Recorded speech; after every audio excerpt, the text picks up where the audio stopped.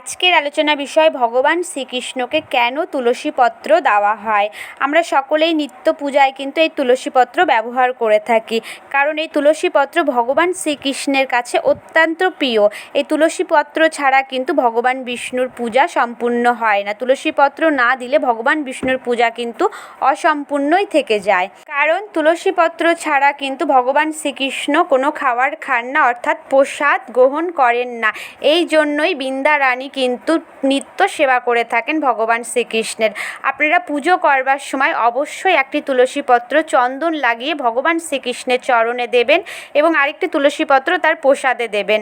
যদি কখনো তুলসী পাতা না থাকে, সেই ক্ষেত্রে কিন্তু আপনারা তুলসীর ডাল বা তুলসীর শুকনো পাতা, তুলসী মঞ্জুরি ব্যবহার করতে পারেন ভগবান শ্রী বিষ্ণুর পুজোতে। এর ফলে আপনি ভগবান শ্রী বিষ্ণুর কৃপা লাভ করতে পারেন। এইরকম ভিডিও পেতেই চ্যানেলটি সাবস্ক্রাইব করুন। ভালো লাগলে অবশ্যই লাইক, শেয়ার, কমেন্ট করুন।